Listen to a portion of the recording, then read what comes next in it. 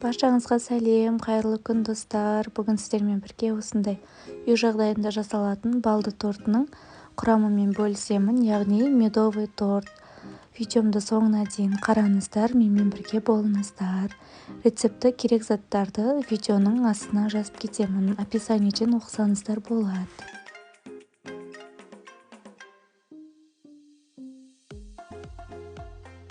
Ең алдымен ыдысымызға осылайынан май мен балымызды, қантымызды жақсылап араластырып ертіп аламыз.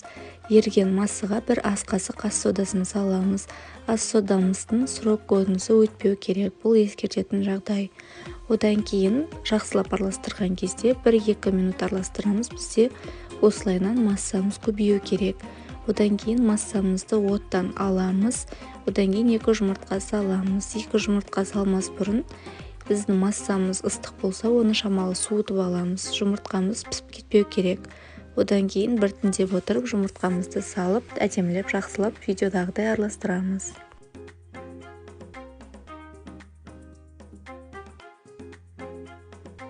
Жұмыртқамызды араластырып болғасын, жаймендеп ұнымызды салып, жақсы тесто дайындаймыз. Ең алдымен венчикпен араластырамыз. Одан кейін қамырымыз шамалы қоюлана бастағанда қолымызбен осындай иілеп, кәдімгі қамыр жасаймыз.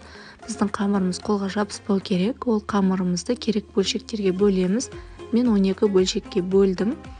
Одан кейін каждый бөлшекті осылайынан дөңгелетіп, формаға келтіріп алдым. Одан кейін пергамент қағазымыздың үстіне әдемілеп жұқалап жайып шығып, өзімізге керек формаға кесіп аламыз. Одан кейін вилканың көмегімен тесіп шығамыз да пешке 5-6 минутқа салып пісіріп аламыз әрқайсысын.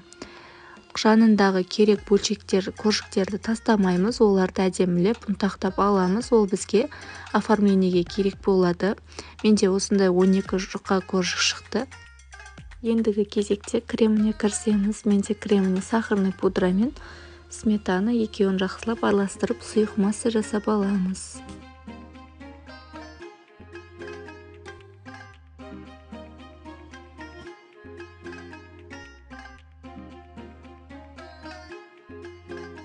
Ендігі кезекте коржықтарымызбен өстіп кремдерімізді бір-біртіндеп видеодағыдай жақсылап бір-біріне жағып шығамыз.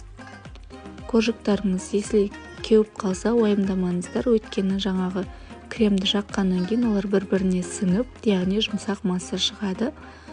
Осылайынан жаңағы қалған ұнтақтармен бетін әдемілеп әрлеп аламыз тортымызды.